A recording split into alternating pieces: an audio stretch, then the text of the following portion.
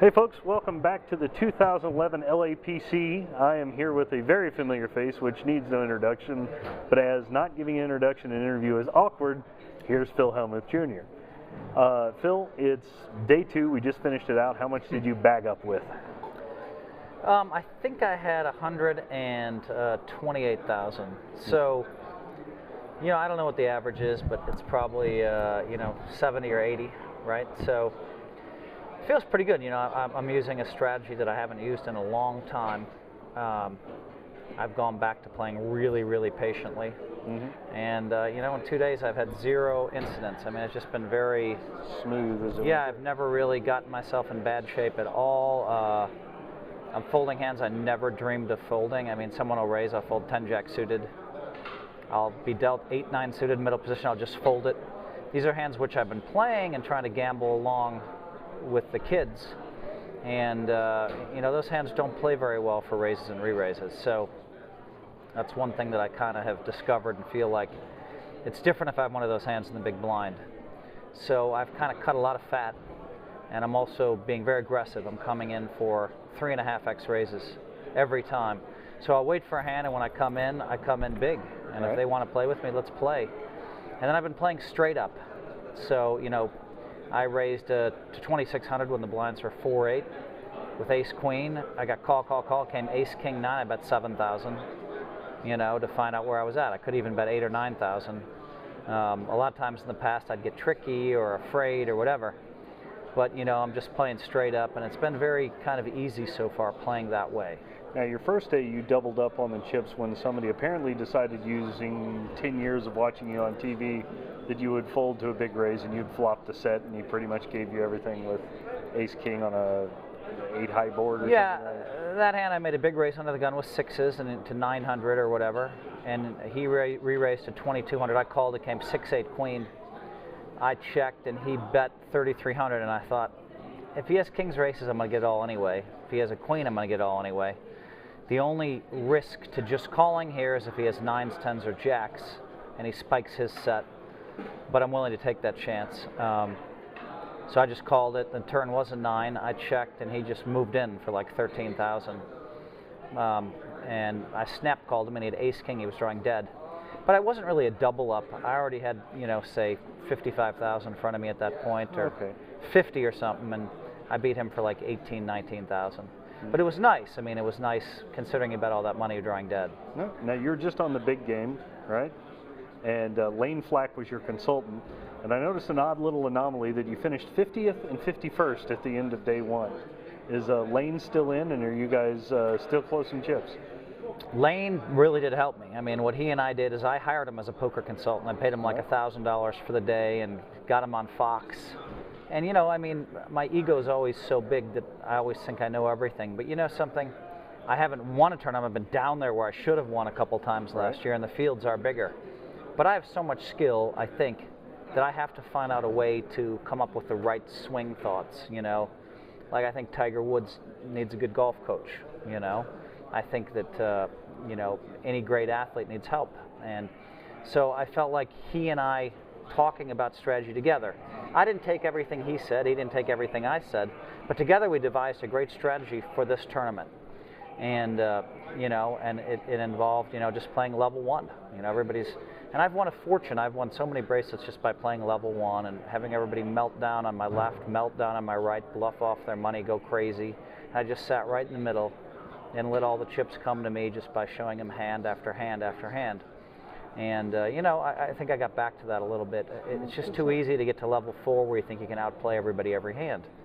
And now tomorrow's day 3, I'm going to have to play a little bit more. I'm going to have to come over the top a little bit more. Now it's time. But I basically have 128,000 in pretty much risk-free chips. It's never really risk-free, but it just so happens that I've never even been really close to all in 2 days. Haven't put myself in any bad spots.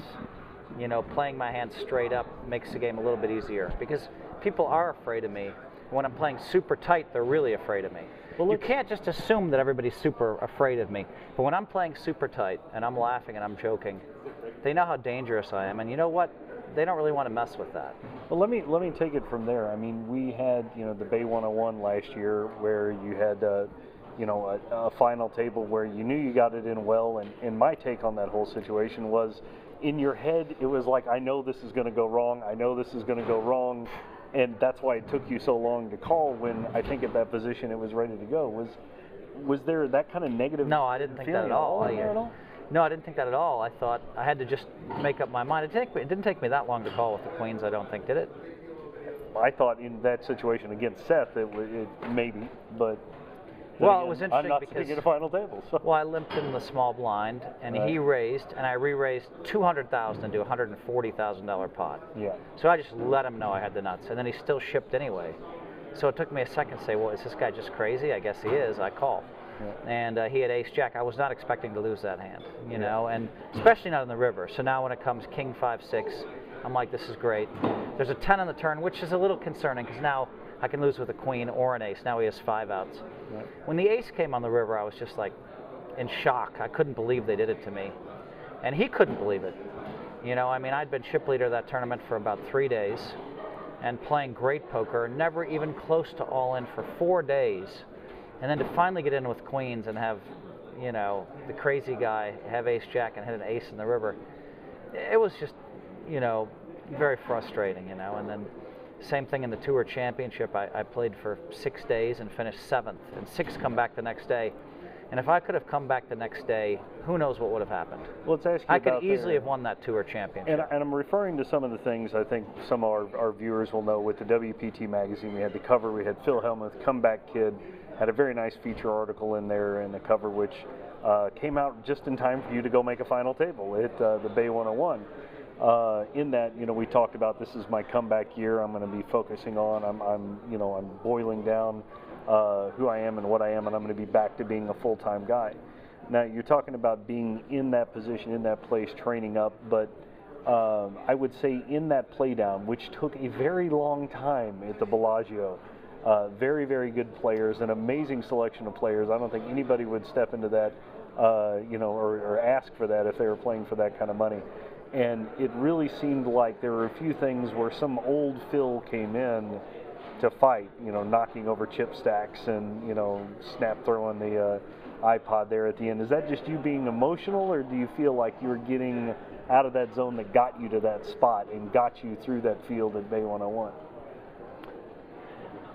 I don't know. I don't remember knocking over too many things. I mean, maybe 1 or 2. What I remember is fighting really hard, getting to $2.5 million, right. Picking up ace king against Eric Baldwin, and having to lay it down for $600,000. Right. And probably I shouldn't have laid it down. I mean, I don't know. I should have thought it out.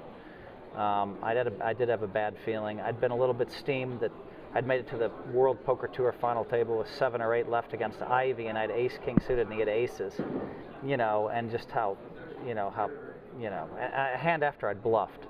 And so I pick up ace king 7-handed in the World Poker Tour Championship. He opens for $200,000. I make it $600,000. Mm-hmm. And there's not that many hands he can ship with there.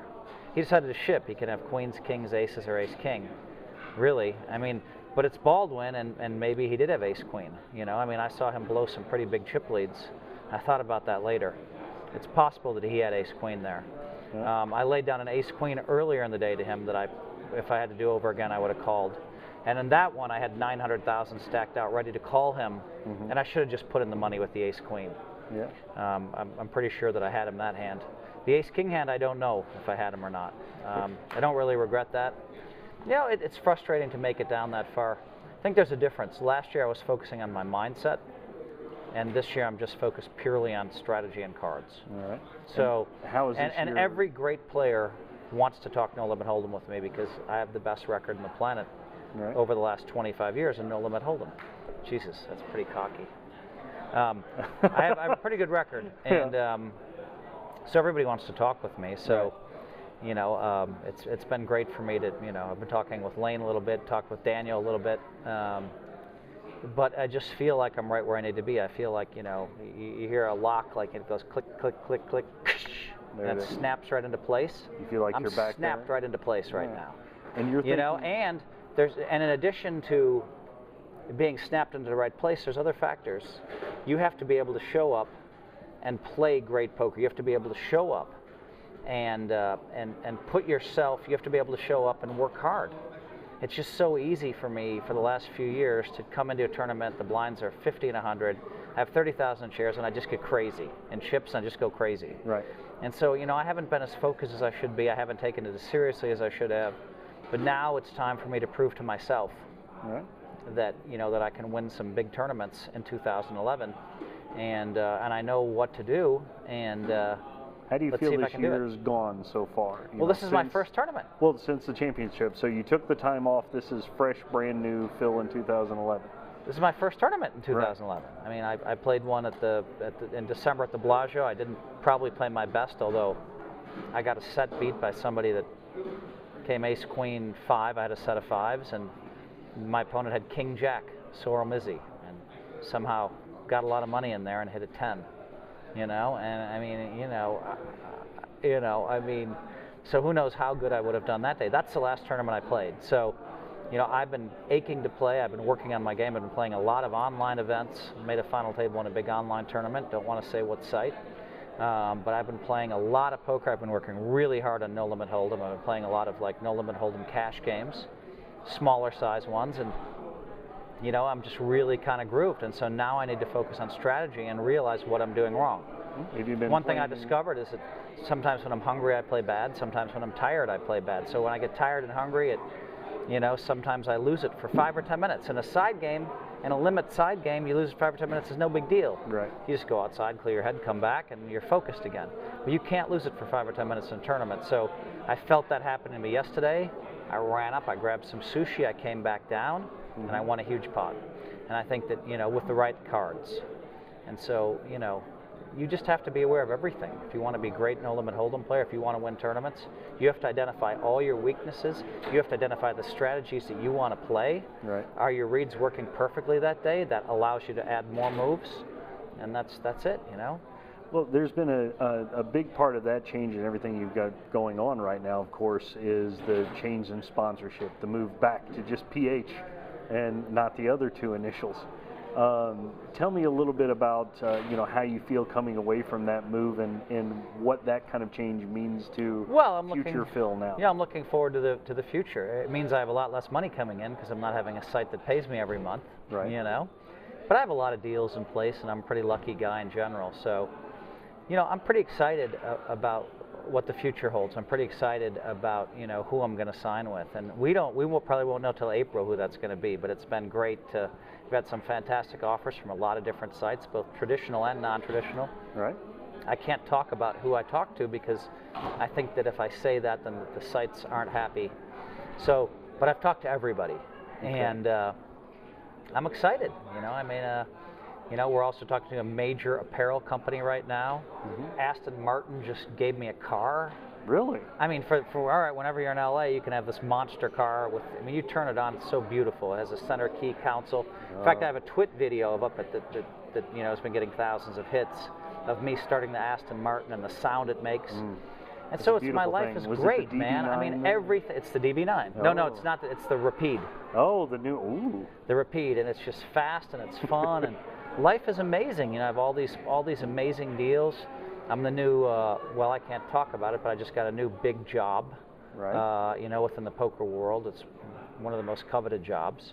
And you know, there's still a possibility for Dancing with the Stars. So life is amazing right now. I mean, my wife and I, 21 years together, we seem to just keep getting better and better. I mean, my kids are great. Just ship them off to college? Is part of that your brain's freezing and you're back to focusing on yourself? Well, that's right. Now the kids, I know that my youngest is going to college in a few months, 6 months or whatever. I'm in August, and it's time for me to just focus on poker. You know, I get to write, I get to write my books, and I get to play poker.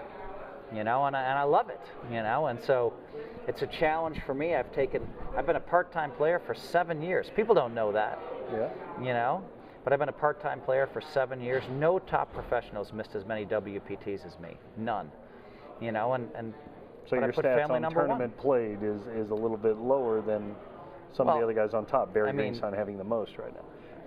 I mean, yeah. When you play like 30% of the WPTs, you know, it's hard to pick up a title. You know. Right.